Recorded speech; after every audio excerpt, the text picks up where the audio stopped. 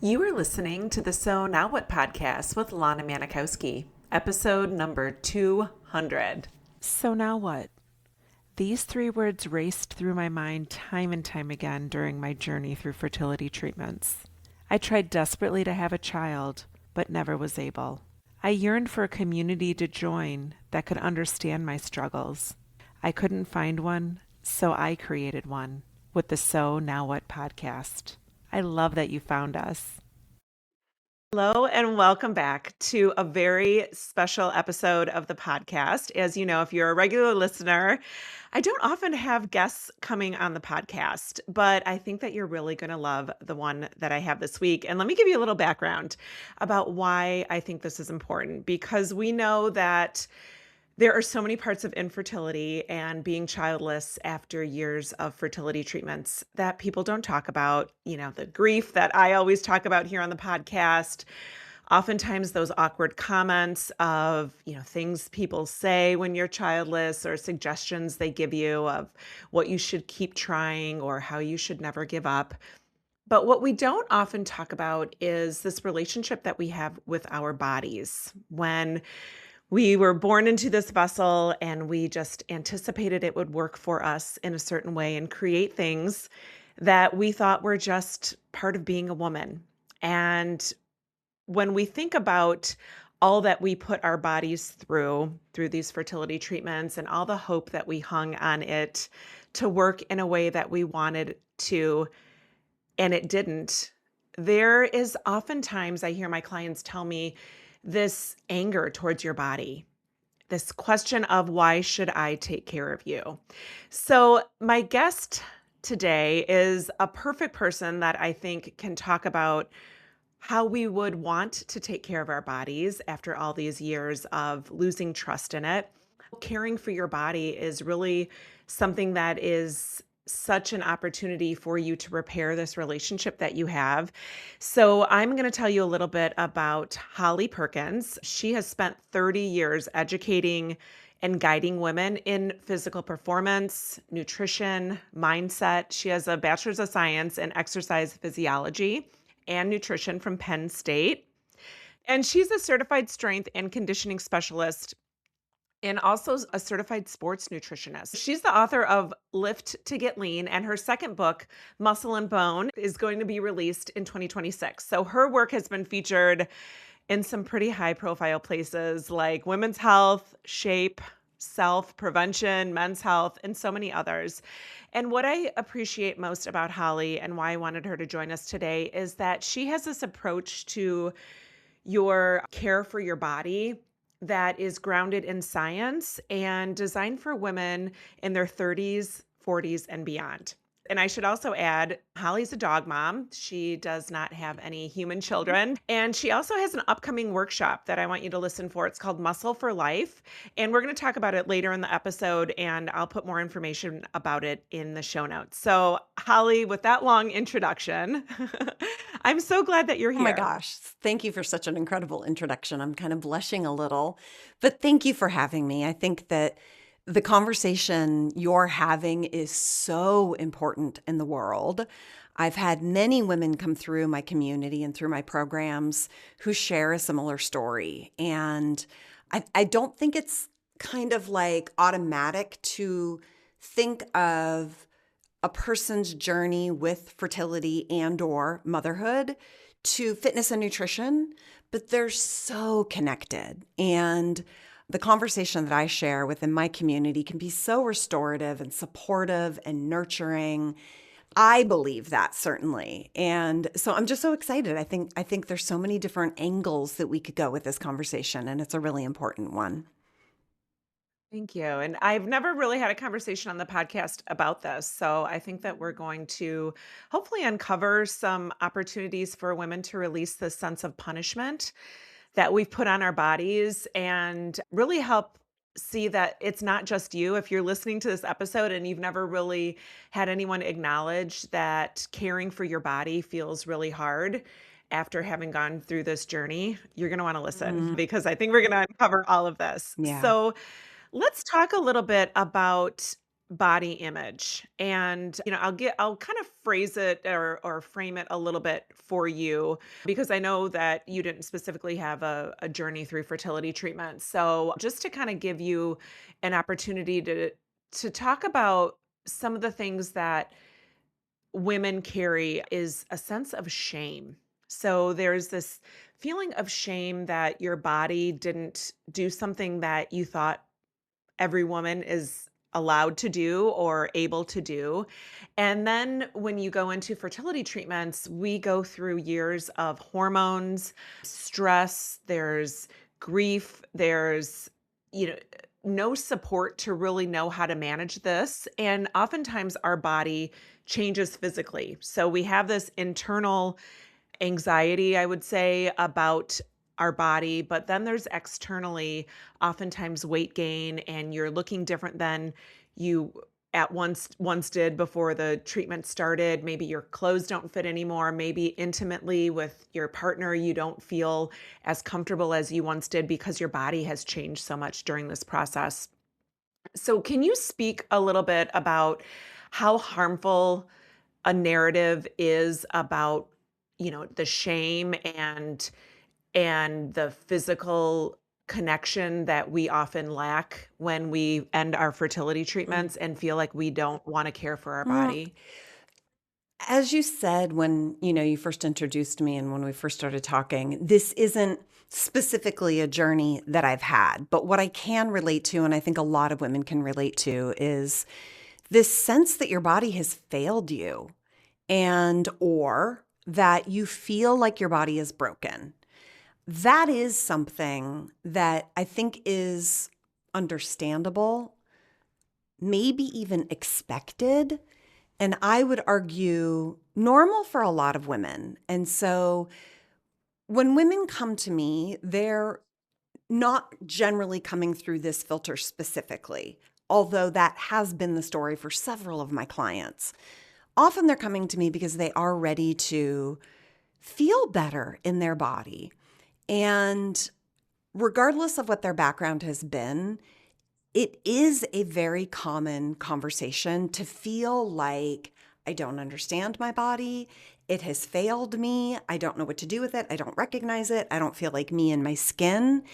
And so, like, the first thing I want to say is each person is so unique and it is normal in some ways. And each person has their own journey through it. But your body is always listening. And I think there is this tendency to separate our mind, emotions, spirit, and just kind of inner life, our psychology, if you will, from our physical 3D body. And some people would argue those are two different entities. They are intimately connected. And whatever you're feeling on that mental, emotional, spiritual level, your physical body does hear it.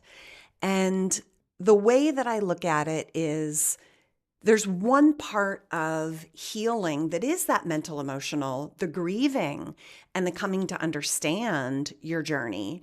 And then there's the other part of it that is improving that physical body so that your machinery, your 3D physical body, works well. Because the last thing you need on top of the emotional grief, the emotional landscape of it, is also to not feel good in your physical body, right? And so to your point, it's normal to be like, well, I want to abandon it and not take care of it. And I think that there is a process for that. But ultimately, your physical body does influence how you feel, how you see the world, your emotions. We know that on a biochemical level, how you use your body, how you treat it, how you train it, how you nourish it influences the biochemicals that influence how you think and your mood and your outlook. And so I have often come from a physical body first conversation, really to remedy a lot of different things in people's lives.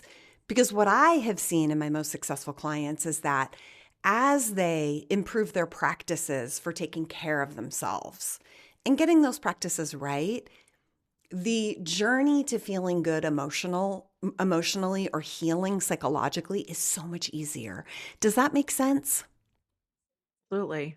And I've never heard anyone put it that way, to recognize that it doesn't all have to be lumped together, like that helping one side or recognizing one side helps the other. And it's so true that I think our brain is always listening. And so if I'm hearing you right, it's kind of like if you continue this narrative that your body's broken, that it's failed you, that it's shameful, and you don't figure out how to separate those narratives, like it's gonna always keep you in that loop of thinking that your body is this thing that isn't complete or isn't worthy of change. But, I think what a lot of women are looking for is this opportunity to want to fall in love with their body again, and separating those memories of what happened or what it's been through to then say, "Hey, I wanna help you through this," is such an important message, I think, that people are only gonna resonate with.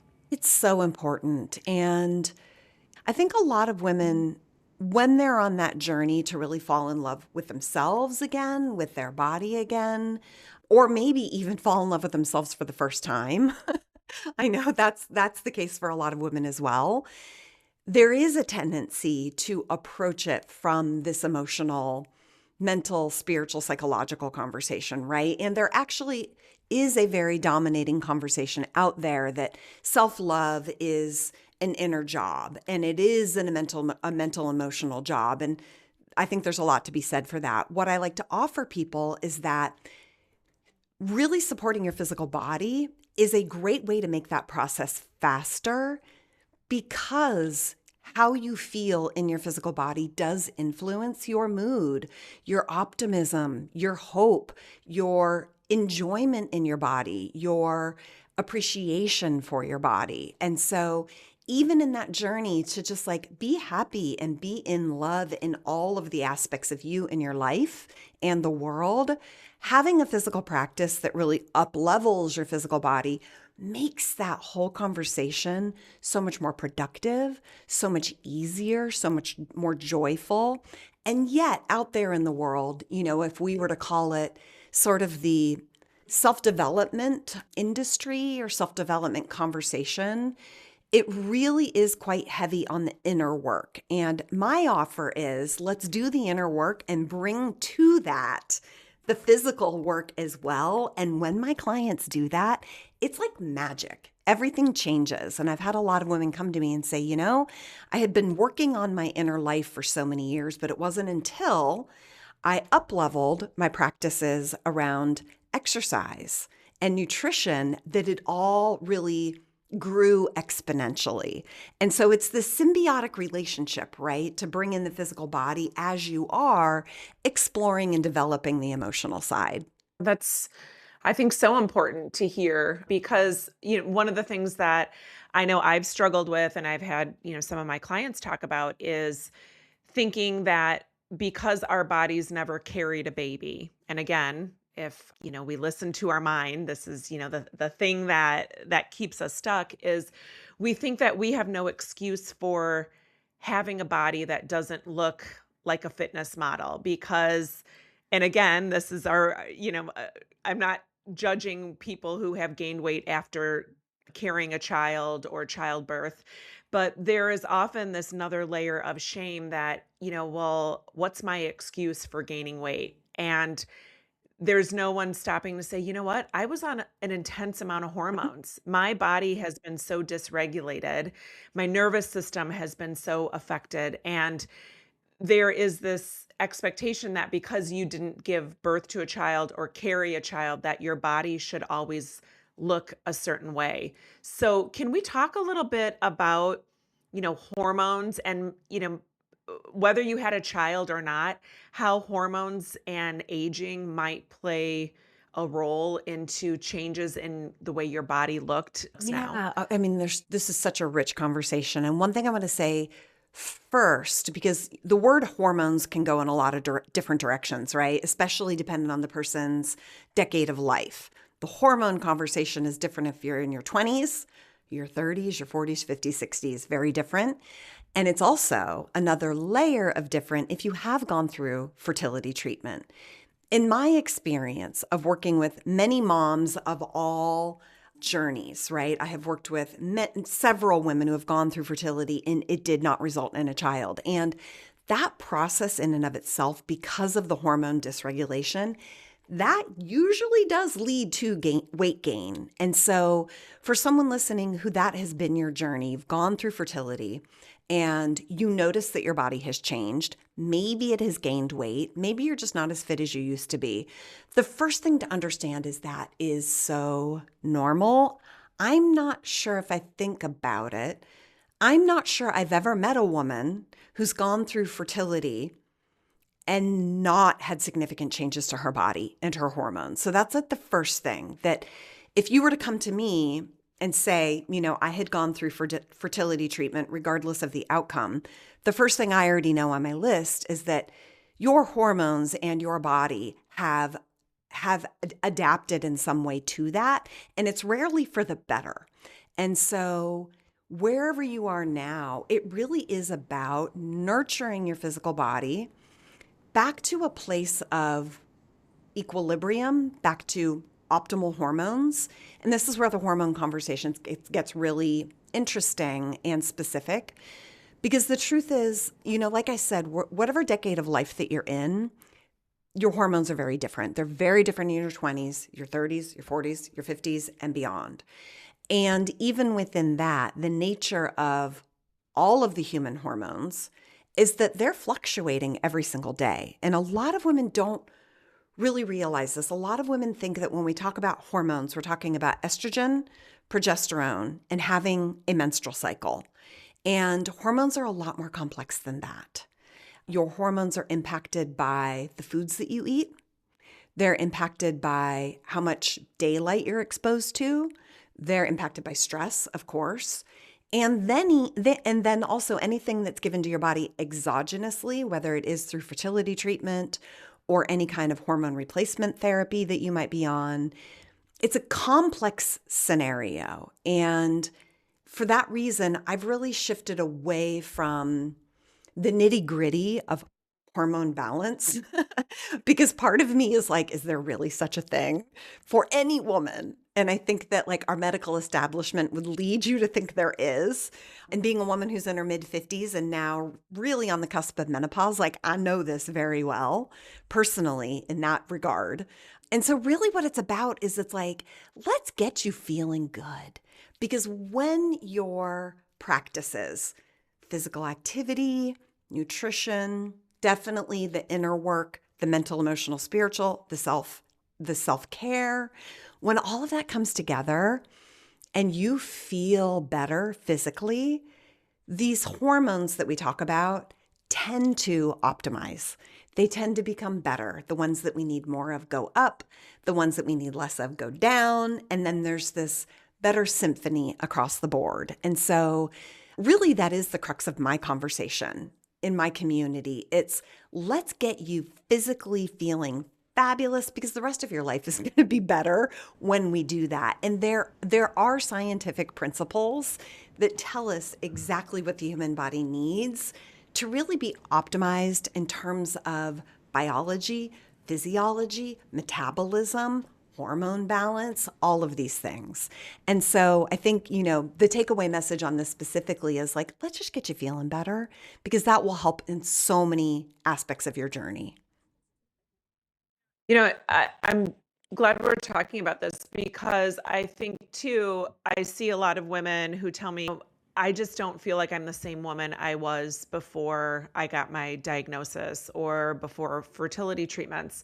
So learning how, and that might be how you show up in friendships or, how you are socially. But when we think about our bodies, we're oftentimes taught to chase that version of us who was looking our best in our late teens, early 20s, going in a swimsuit, and learning how to accept us in every stage of our life, I think, is a big part of it too. So how do you help women navigate that acceptance of when you're in your 30s or 40s or 50s that things are changing, and how can you embrace that?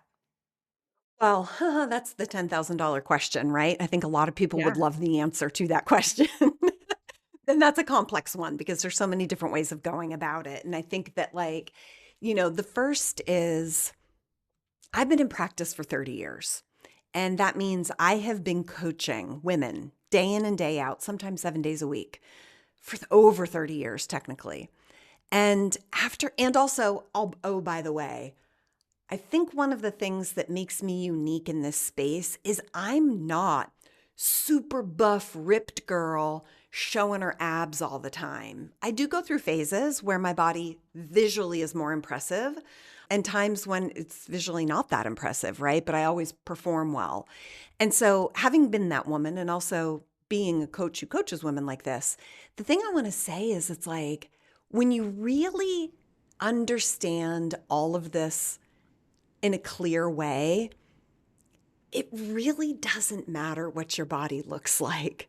It really doesn't. And when we start to look at the indicators of health and the biological markers of health, being skinny or chasing your bikini body from your 20s, if you even ever were that, by the way.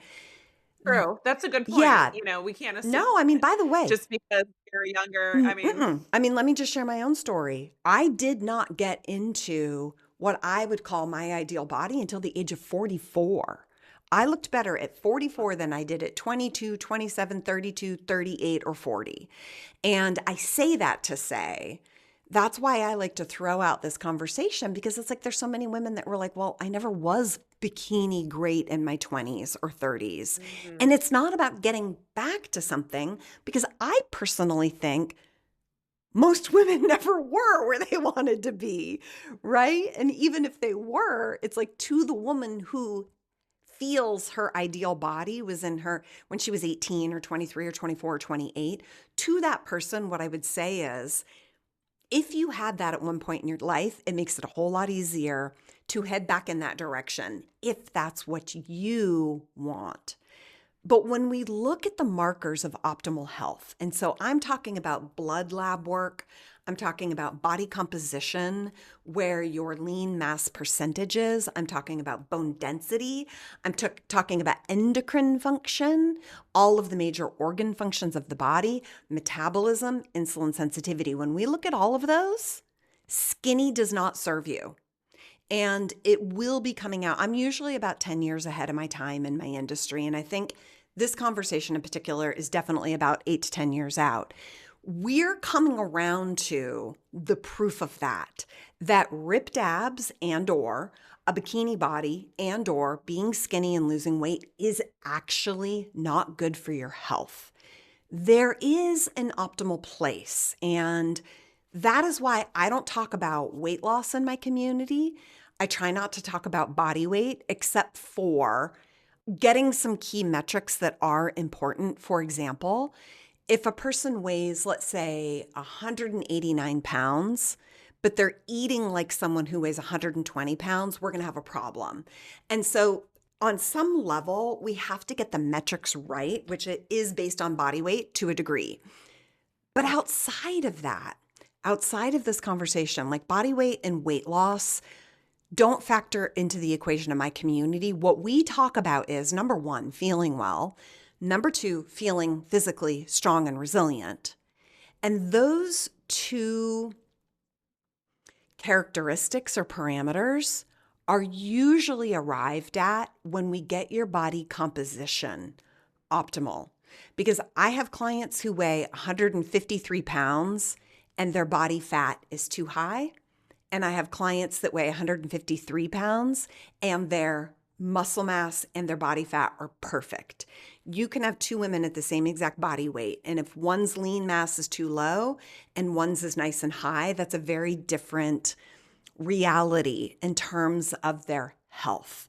And that really is, this is what I'm going to be talking about in the Muscle for Life workshop. I'm going to be explaining, like, how do we identify these markers so that it's not about losing weight and body weight anymore. And I would even argue, Lana, it's not even about body size. And so for someone who's listening who might categorize herself as a larger woman, maybe you're taller, maybe your pant size is larger by someone's standard, or maybe your doctor who said your body weight is a little on the high side, right?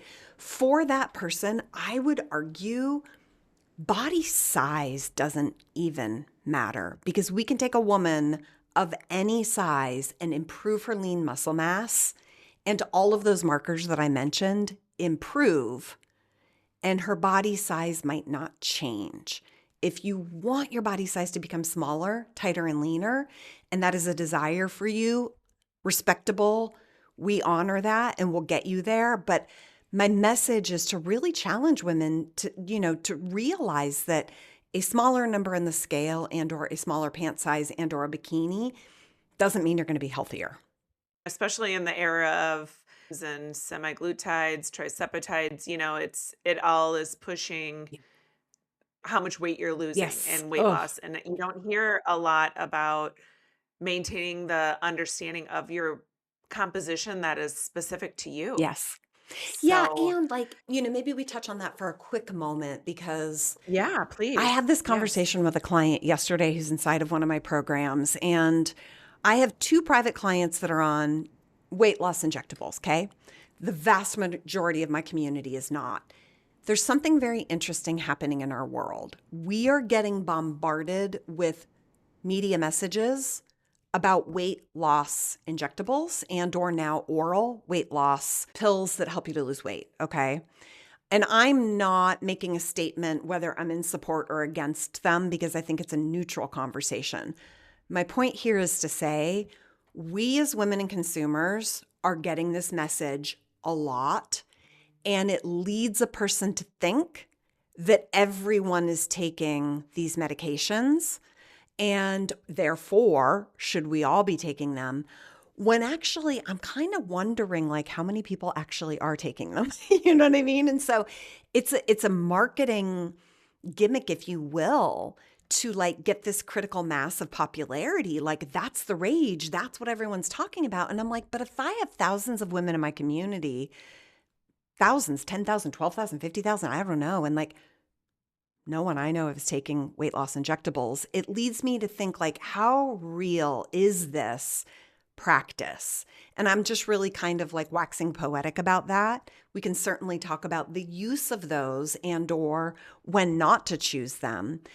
But I would agree with you. What I'm seeing, which is very upsetting to me, is that we have some celebrities, we have some very visible personalities who have gotten very skinny. And the kind of skinny that we see on some people from some of the weight loss injectables, to me, it's very obvious that they are taking a weight loss drug. There's a kind of weight loss that happens aesthetically. And it's crazy because I think it's swinging us in the direction of skinny again. And I don't know that, well, let me back that up. That is not a positive place for us to be going. We know this might be, and I can get off the soapbox in a moment, but obviously it's really near and dear to my heart. I love that we're talking about it. I think it's so important because I would imagine, let me say it this way, Lana, I would think there are women in your community who have gone through their journey, fertility or not, where their body size is a little bit bigger than they want it to be. However you verbalize that. They might say their weight is up or their weight is high or whatever, but their body size is potentially larger than they want it to be. That's generally more the common thread. And so those women might be thinking, maybe I need the help of a GLP-1 injectable, or some of these new ones like retatrutide, which is a triple agonist. There are some really incredible medications and peptides coming onto the market that I think can be very beneficial for some people. But my point is to say, I would imagine, dear listener, if it has come across your mind to think, well, maybe I should try that for help or support. It can be very supportive for some people. I think it can be transformational for some people. I think it's very important to do it responsibly with someone who knows how to do it. That's not always a medical doctor, because what we know, this is my punchline, and then I'll shut up.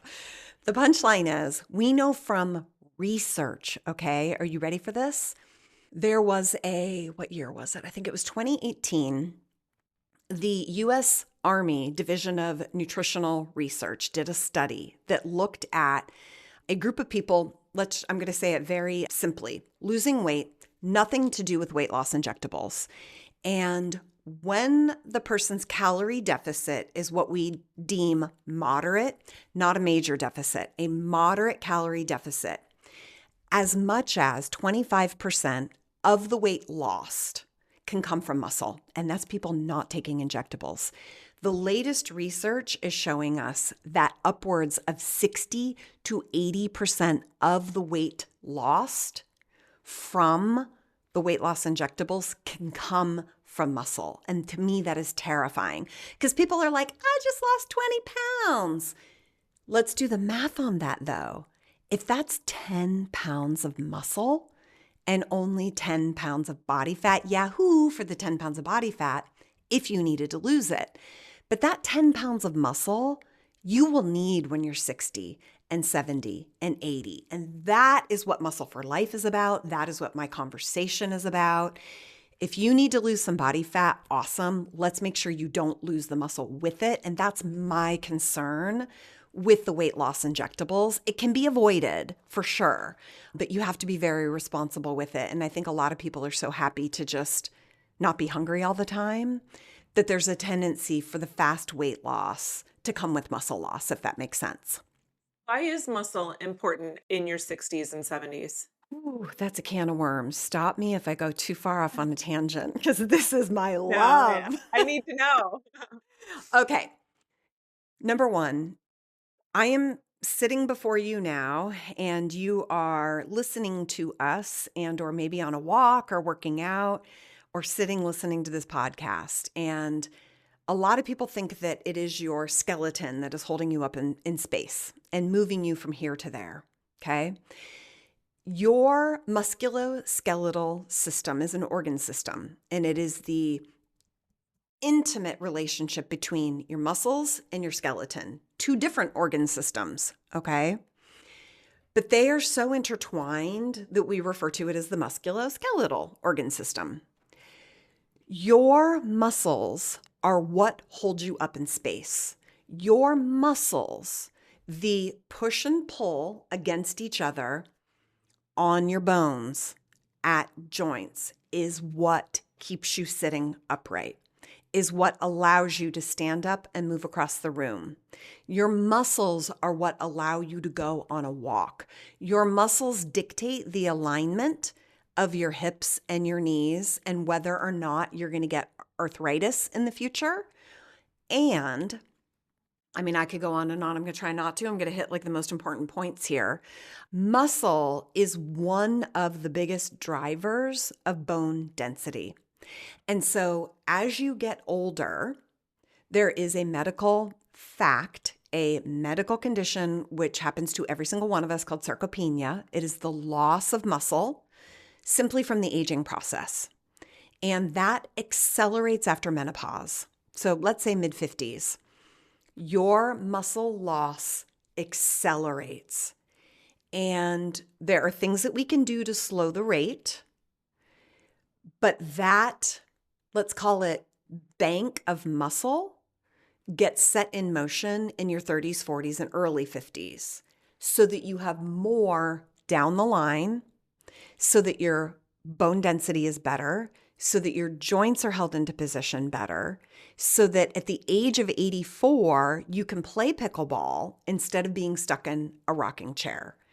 And it's only now that we're really realizing how powerful that organ, the muscle system is. Your muscular system is an organ system and how important it is simply for those physical things that I've just pointed out. And I haven't even started talking about how muscle is really the driver of insulin sensitivity.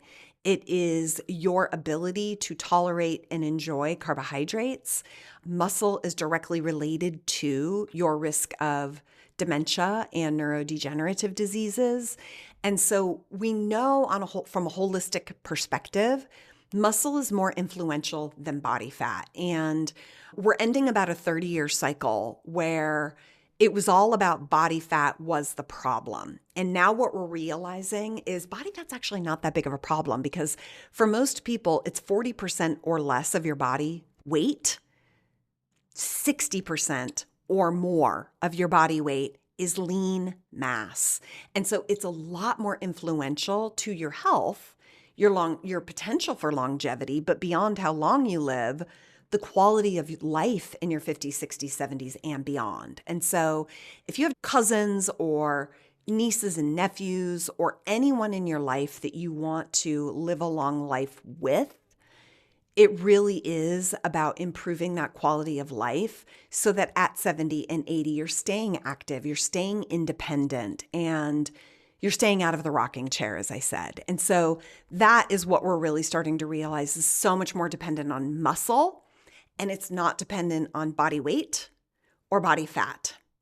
And we've really been trained for, like I said, about 30 years or more to think that body fat was the lever that we needed to pull, and it's not. Muscle is the lever that we need to work on in terms of all of those wonderful benefits that you and I talked about earlier.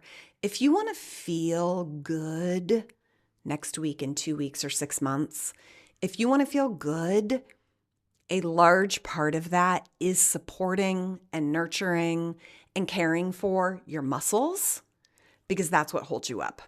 Does that make sense? Absolutely. I've never heard anyone explain it that way. I thought it was your muscular skeletal. Is Yeah, that skeletal. that So you've got your skeletal system, you've got your endocrine system, okay? You've got your muscular system. These are our different major organ systems in the body. So the skeleton system is your bones. The muscular system is your muscles, all muscles, what we call skeletal muscle, like your biceps. But then we also have smooth muscle, which is the muscle around your heart, around your esophagus, your digestive system, okay? So but the muscular system and the skeletal system are so intertwined that we often refer to it as the musculoskeletal system. And there are medical doctors who very specifically specialize in the musculoskeletal system because it's so intertwined. You can't really have one without the other. And they play into each other significantly. So when we talk about bone density, bone health, osteoporosis, osteopenia, up until now, the conversation was really dominated by nutrition, calcium. Now we're talking more about vitamin D, vitamin K, magnesium, vitamins, minerals, and nutrition.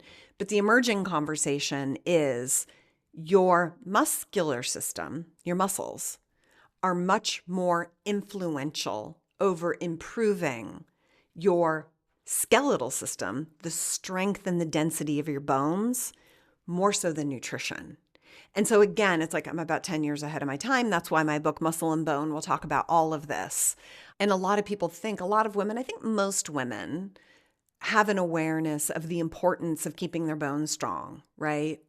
No one wants to fall down the stairs because of a broken hip when they're 86. And so I think a lot of women are aware of that. I think most women know we're supposed to be eating calcium by eating dairy or taking magnesium and vitamin D and vitamin K.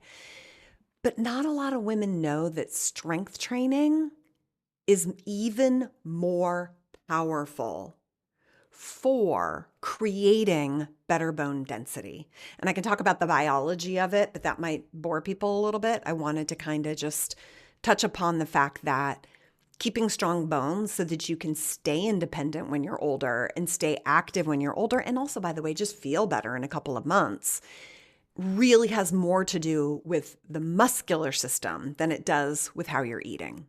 So if someone's listening to this, and me included, 51, my first bone density test last year, and they said my levels were low, but normal for my age Mhm, range. mhm. So I have a little post-it that is literally like right next to my computer that says vitamin D and Yes, calcium. exactly. But wait, can I And they interrupt? told me that. They didn't tell you to strength train, Yes. did they? No. Ah. Yeah, so that's why I'm listening to this and I'm like panicked because so for the woman who's listening to this and has maybe carrying a little bit of like, I'm I gave up on my body. I didn't want to help Mm, my body. Now I feel like I'm in this sense of panic. Tell me about your program. Tell me about how women can come to you and feel as though you'll guide them mm, and support them as they're getting into this, not from a place of panic, but from a yeah. place of wanting to re compassionate, if you will, Yes. with their body. Yeah, let the panic go. No need to panic. There's lots we can do. You got lots of time. That's the first thing. Now, I will say sometimes panic is good because it motivates us, right? And I do want you, everyone, to take care of your physical body, but panic not needed. So, because you're listening to this now, and Lana, you just had your bone density scan. Good for you, because a lot of women wait until like 62 when it's harder to improve bone density, right? So what I do is I help women understand, and specifically the Muscle for Life workshop that's coming up. It's a totally free 3-day workshop. It starts March 5th. We have a special link for your community. It's hollyperkins.com/Lana. And we'll put the link in the show notes. But you can sign up for that, because what I do in this 3-day training, it really is an educational series to help women understand everything you and I are talking about. There are specific strength training protocols and nutrition protocols that are really simple to learn, honestly, that you can incorporate 2 or 3 times a week to help improve, number 1, keeping the muscle that you have. Number 2, hopefully, if I win you over, building more muscle than you have, because we all will live a better life if we have 3, 4, 5 more pounds of muscle than we currently have. I'm not talking about making people big and bulky, but like 5 pounds of muscle isn't really all that visible on a person, but it's life-changing in terms of your health. And so in Muscle for Life workshop, I teach what kind of strength training a woman should do to really optimize herself, to improve her muscles so that they improve bone density. And also to the person who maybe, like, I have really healthy bones because of what I've done my whole career, right? Like, I've known this since I went to college. And so I knew what to do to make sure that I've got really healthy bones. And when I got my bone density scan, my bones are better than women in their 20s. And so we measure bone density on a T-score and a Z-score. Both of my scores are way better, number 1, for age-matched women my age and women in their 20s because of my practices.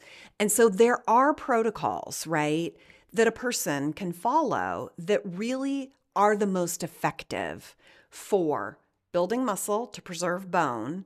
And to the person who's not worried about bone, when we preserve the muscle you have and hopefully put 5 pounds of muscle on you, that muscle changes your metabolism. It changes your hormonal landscape, like we were talking about in the beginning. It optimizes all of your hormonal cascade landscape, all the good hormones, managing all the bad hormones. It improves so much in your body that your metabolism is actually healthier, not just faster, but a healthier metabolism, so that your muscles naturally manage body fat, so that it's never really about losing weight or reducing your body fat again. We don't focus on losing body fat or reducing body fat percentage. We focus on, let's get your muscle strong, and I want to put as much on you as you'll let me, so that you don't even have to worry about your body fat, your body weight, your body size. If you have the right amount of muscle from a percentage perspective of whatever body weight you are, number 1, you're going to be healthier. Number 2, you're going to be happier. But number 3, your years ahead are just going to be better, regardless of how long you want to live. So this workshop that's coming up, it's 3 days. Tell me a little bit, like, if I'm attending, what am I gonna get out of it? So we're going to be talking about the specific strength training protocols that are best for women, generally over the age of 30, who want to preserve the muscle that they have, exactly what that looks like, what you can do at home, or if you like to go to a gym, very specific strength training protocols. I'm going to talk about why your muscle to fat ratio is the number 1 indicator of your health and what you can do to improve it. We're going to be talking about nutrition principles to regulate blood sugar so that in general, your metabolism is healthier, but also as you learn to eat for optimal blood sugar, that's where we see improved energy, the reduction of food cravings, the reduction of appetite and hunger. For women who struggle with overeating, when we get blood sugar corrected and optimized, those episodes of overeating tend to be less. And so it really is a masterclass on how to build muscle and burn fat at the same time so that you can be healthier and so that you can live longer, but also live more quality in those years. So day one, we're going to be talking about getting a better understanding of why BMI and body weight should just like float in one ear and out the other, and why that is and what you should focus on instead. That's March 5th. That sounds like a dream. Yeah. And once you hear the conversation, you'll get it. It's like, the BMI, the body mass index, was established by an astronomer and an architect in like 1823. And it was established for white men in Europe to determine if a man was larger, he got fewer food rations than a man who was smaller, got more food rations. And so it is an antiquated, outdated, wildly outlandish, wrong metric that no one in the medical industries should be using. We should only be looking at body composition. How much of your current body weight is muscle? How much of your current body weight is body fat? Okay. And I'm going to be talking about why that is and what you should focus on again, how you can measure it, how you can improve it. And then it's a 3-day training, but those days are split up between 2 different weeks. They're not back to back. That's to give a little bit of breathing time in between because everybody's busy. So the following week, I think it's March 10th, we're going to be talking more about the strength training principles that need to be in place to improve your body composition. We're going to be talking about bone density targets, where you should be, how to improve it. Should you be worried about it or not? And then on the third day, which is March 12th, we're going to be talking about what I call the 4 pillars for a leaner, stronger body. Notice I didn't say anything about losing weight or body weight. It's about a leaner, stronger body so that you function better. And there are 4 very specific pillars that every woman has to sort of like be on top of, right? And just kind of make sure is in the mix each week to ensure that you are moving towards actually becoming leaner and stronger. And ultimately, it's like going back to the top of our conversation here.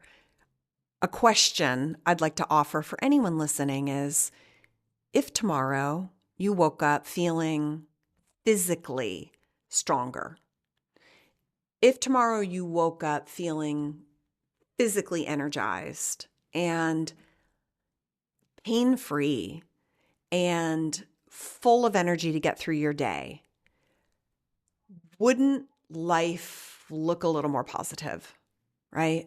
I think most women can relate to that. And so that really is what I offer in my community, is to help you feel better. Number one, because your life is better when you feel better. I mean, I know for me, so I struggle with depression the majority of my life, significantly at times.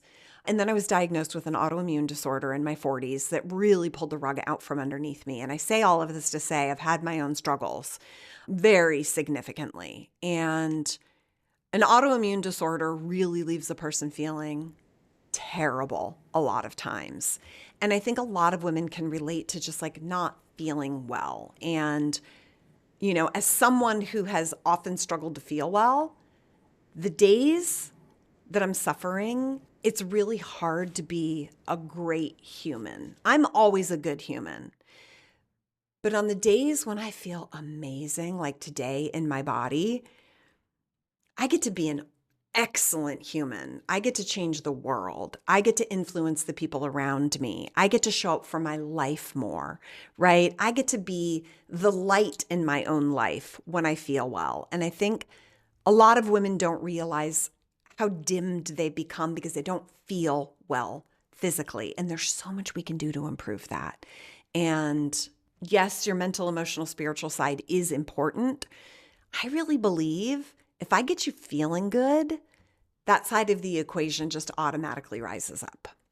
That's so beautiful. Well, I'm so glad I learned so much on here. And I think we get so influenced by, of course, what we hear in social media and in the news and all that, but just especially like the importance of muscle as we age. You hear that, but I've never heard anyone explain it the way that you do. So thanks for being here, Holly. Thank you for having me. And just to repeat, if people are interested in joining us for that free workshop, I know you'll put it in the show notes, but it's hollyperkins.com. You could even just Google my name, Holly Perkins, and then add a / Lana, capital Lana, and that'll allow you to register for free.